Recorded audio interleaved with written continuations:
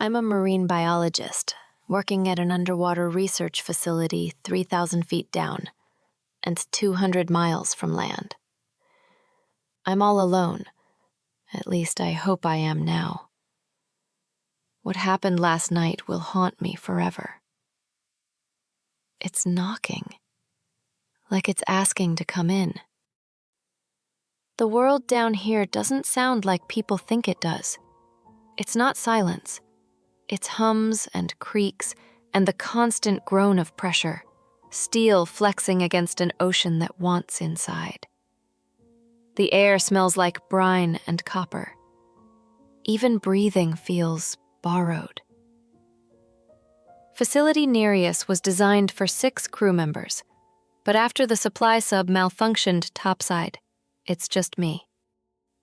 I've been alone for 8 days, maintaining the tanks, logging coral samples, and sending my status reports to a surface team that hasn't responded since Thursday. They told us communication delays were normal. Down here, normal becomes a very forgiving word. Last night it started at exactly 2:07 a.m. 3 slow knocks against the hull outside my quarters. Thunk, thunk, thunk. I thought maybe the circulation pumps were venting. Pressure shift, nothing unusual. But when I walked into the corridor, the sound followed. Each step I took echoed with a knock 1 breath later, always from a different wall. I stopped. So did it.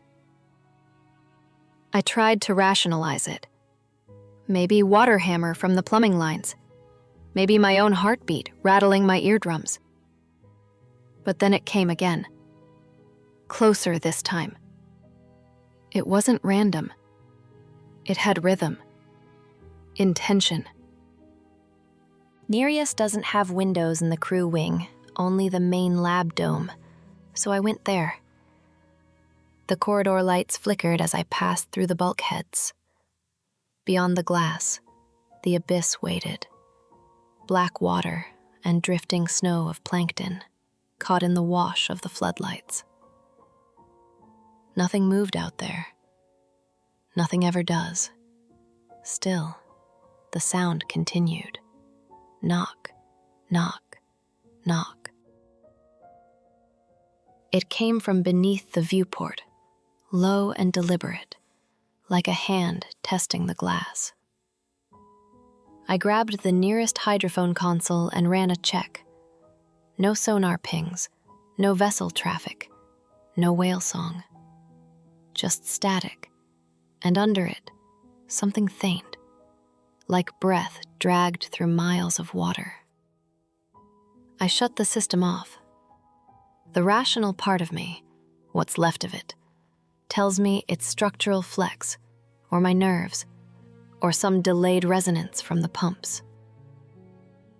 But another part, the one that's learned to listen to the dark, knows the ocean has its own language.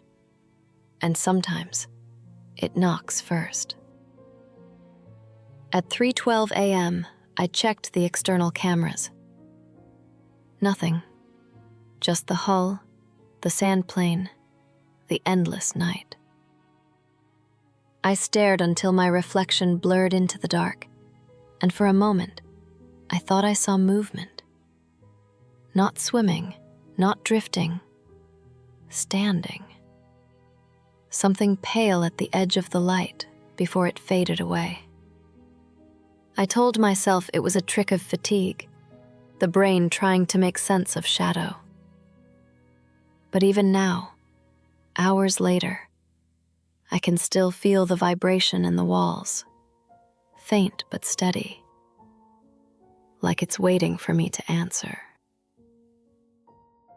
I didn't sleep after that first night. Every sound in this place feels amplified when you're alone. The hiss of air exchangers, the creak of thermal expansion, the whisper of water brushing against metal. By morning, I'd convinced myself the knocking had been an auditory hallucination. Stress, deprivation, easy explanations. But then I replayed the environmental logs. The hull microphones had picked it up. 3 impacts, evenly spaced, pressure consistent, frequency in the human range. Not random noise, not the sea shifting. Something knocked. I ran diagnostics anyway. Structural integrity, nominal. External pressure, stable. The system had no explanation, which almost made it worse. Torres, our engineer, would have known how to isolate the source, but he's not here. None of them are. Just me and the hum and the 1,000 feet of water pressing like a held breath above my head. At 10 o'clock, I decided to test something. I walked the corridor again, same route as the night before, hydrophone active, recorders running. At first, nothing. Just my footsteps and the low tremor of the generators. Then halfway to the lab, it started again. Knock, knock, knock. Not behind me this time, not ahead. Beside me, traveling along the bulkhead as I moved. Like it was pacing me. I froze, pressed my ear to the wall. The sound stopped. I whispered, "Who's there?" Half joking, half pleading, and the station answered with a single metallic tap that reverberated through the hall like a pulse. I dropped the recorder. My own voice sounded alien in the air, too loud, too human. Back in the control room, I played the file through the spectrograph analyzer. The waveform showed clear repetition, intervals matching the rhythm of a heartbeat. Not mine. Too slow. Too deliberate.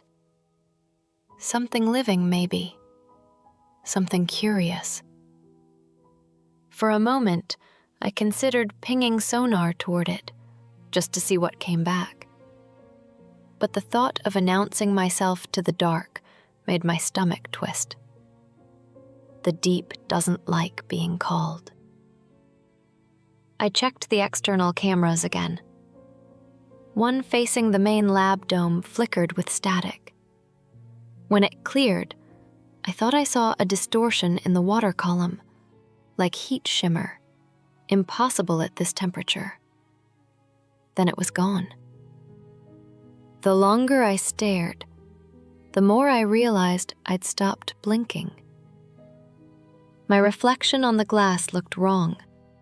Eyes wide, mouth slightly open, as if it was still listening. I logged everything, timestamped it, sealed the report in the daily uplink. The message light flashed once, then died before the system confirmed transmission. I tried again. Same thing. No contact with surface. At 2 a.m. exactly, almost to the minute, the knocking returned. 3 taps. A pause. Then 3 more. This time it didn't stay outside. It moved, steady and patient, down the corridor toward the crew quarters. Every impact closer, as if it had learned the layout. I shut myself in the control room, lights low, heart pounding so hard it felt like the whole structure could hear it. On the monitors, every camera showed the same empty black outside. Except one, for a single frame, barely a flicker, something crossed the light of the observation dome. Pale, vast, like a sheet of flesh passing through a beam. When I rewound it, the frame was gone. By the 3rd night, the facility had started to feel smaller. The corridors seemed narrower, the air heavier, like the ocean had found a way to seep through the walls. Every sound had weight now. Every silence, too. The knocking didn't come that night. Instead, the comms room woke me at 1:46 a.m. with a burst of static that carried my own voice. I know how that sounds, but I recognized the words. They were from my report log the night before. Only this time, the tone was wrong.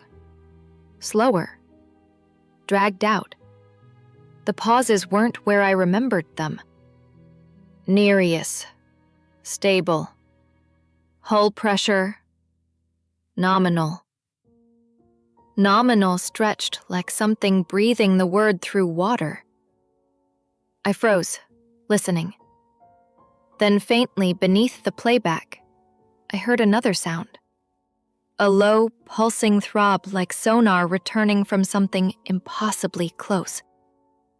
I killed the feed and ran diagnostics again. The system claimed there were no transmissions in or out since the last failed uplink. It had been recording on its own.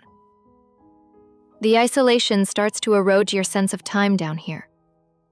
Hours slide into each other like sediment. I began leaving notes on the walls, little timestamps to remind myself I existed. But the next morning, one was gone.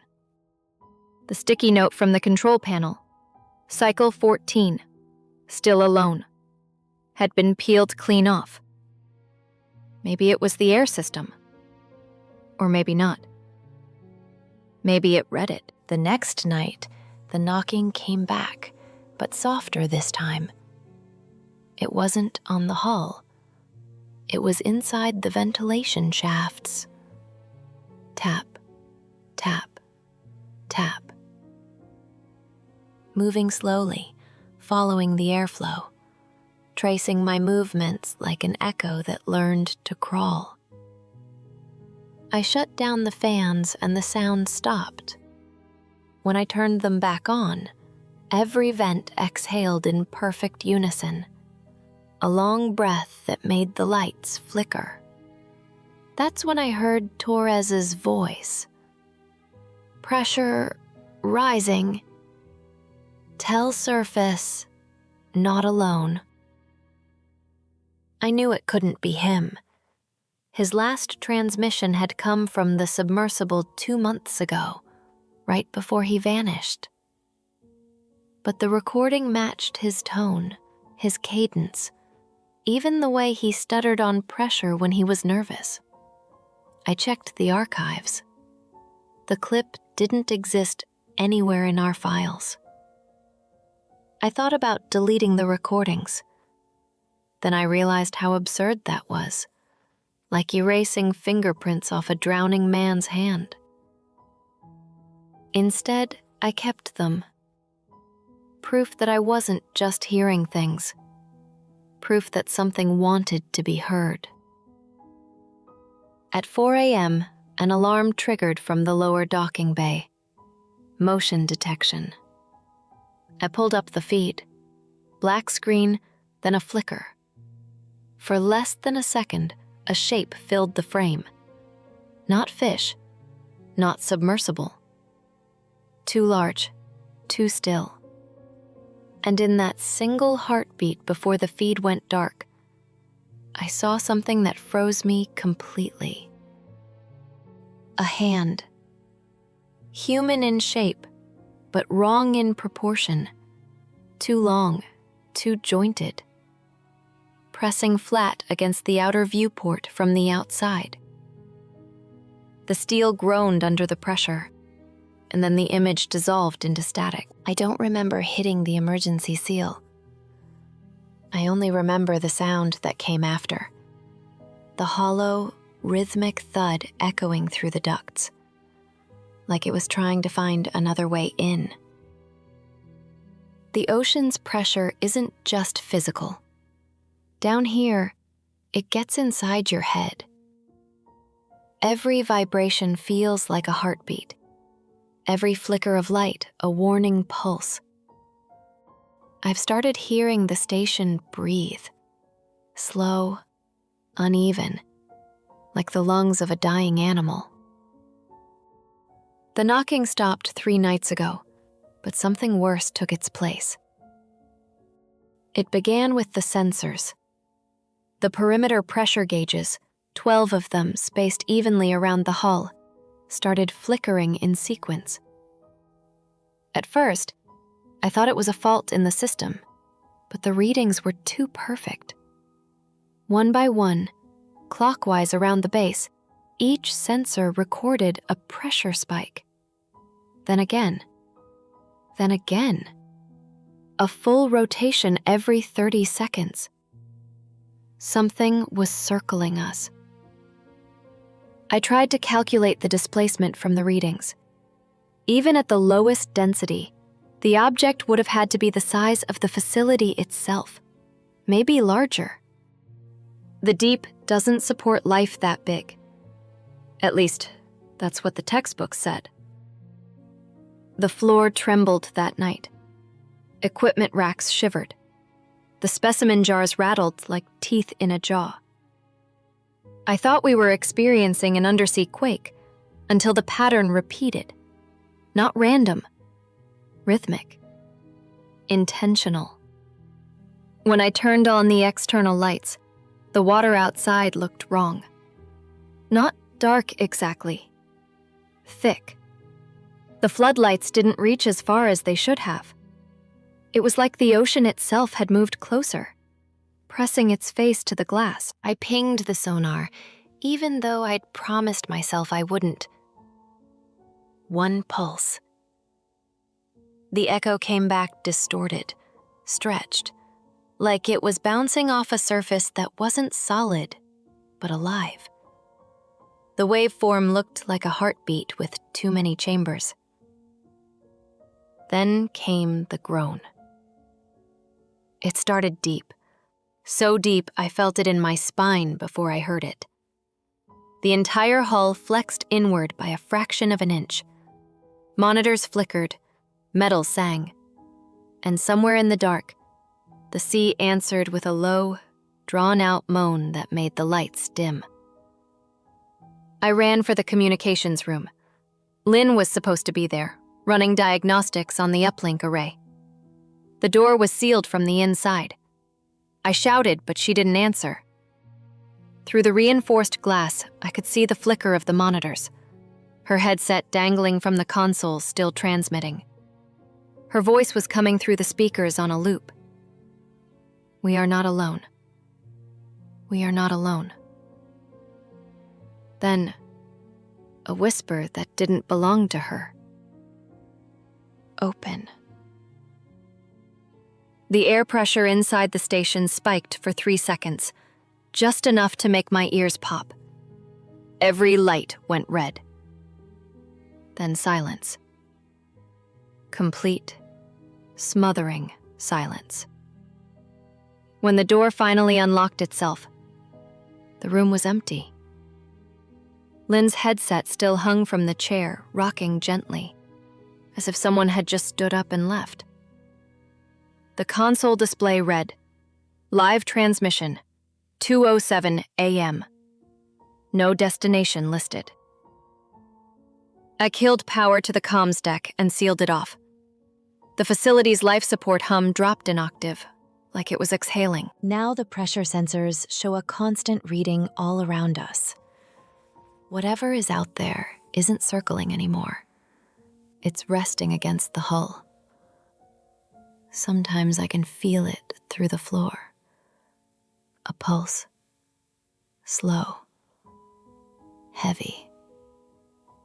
Like the heart of something old that's finally found what it was listening for. The power's unstable now. Emergency lights flicker in pulses that almost match the rhythm outside. It feels like the entire station is syncing with it, heartbeat to heartbeat, steel to skin. I can't tell what time it is anymore. The clocks have frozen on 2:07 a.m., the same time the knocking first began. Every system that still functions tells me the same thing. Pressure increase detected. I don't need the instruments to know that's true. I can feel it. The air tastes metallic, like blood in water. The floor hums beneath my boots. Somewhere above, a rivet pops, a sharp, percussive crack that echoes through the corridor. I start the final log. The recorder's red light flickers weakly. This is Dr. Mara Keene, Nereus Deep Research. If anyone receives this, do not attempt recovery. The structure's compromised, and it's not alone down here. Something shifts outside the lab dome. Not fast, more like a continent turning. The floodlights swing and catch it for a moment. A surface, pale and curving, moving with the slow, confident weight of something that has never needed to hurry. The water ripples. The entire facility groans like it's in pain. I back away from the viewport. The glass fogs, not from temperature, but from vibration. A sound fills the air, deep and rhythmic. Almost a voice, but not made for ears. It vibrates through bone, through thought. The lights flicker out. Darkness folds over everything. I can still hear it, movement outside, brushing the hull, tracing the walls. A single knock, then another, then a third. The emergency generator kicks in for a heartbeat, enough for me to see the reflection in the glass. Not mine, not human. Something pressed close, its outline barely visible, its form shifting like smoke underwater.